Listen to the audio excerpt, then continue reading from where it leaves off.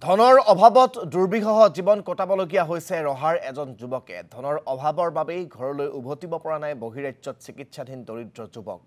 ৰহাৰ দক্ষিণপাট হাতীগড়ৰ বিপ্লৱ দাস নামৰ যুৱকজন প্ৰায় 5 মাহ পূৰ্বে এক দুৰ্ঘটনাত গুৰুতৰভাৱে আহত হৈছিল। নগাঁও আৰু গুৱাহাটীত চিকিৎসা কৰাইছিল যদিও কোনো সুফল নোপোৱাত পাটনালৈ চিকিৎসাৰ বাবে প্ৰেৰণ কৰিছিল বিপ্লৱ দাসক। কিন্তু পিতৃ মাতৃয়ে ধনৰ অভাৱৰ বাবেই উভতাই আনিব পৰা নাই পাটনাত চিকিৎসাধীন একমাত্ৰ পুত্ৰক। অৱশেষত দুৰ্ভগীয়া পিতৃ মাতৃয়ে বিচাৰিছে মুখ্যমন্ত্ৰীৰ সহায়।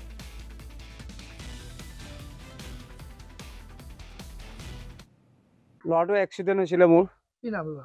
বিপ্লৱ দাস। ক'ত এক্সিডেণ্ট হৈছিলে? এই অলপ আগতে হৈছে হাতীঘৰত। কেতিয়া হৈছিলে?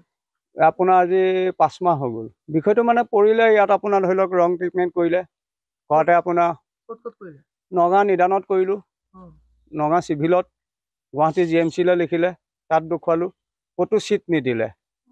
নিদিয়াৰ বিনিময়ত মই ল'ৰাটো ভৰিটো দেখি লাষ্ট টাইম চিন্তা কৰিলোঁ যি হয় হ'ব, মানে আপোনাৰ পাটনালৈ পঠিয়াই দিলোঁ।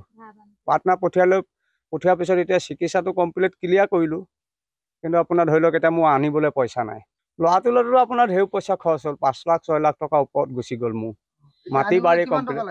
অসমৰ মুখ্যমন্ত্ৰী ছাৰলৈ মই এইটোৱে নিবেদন কৰিছোঁ যাতে মোৰ ল'ৰাটোক ঘূৰাই আনি দিয়ে।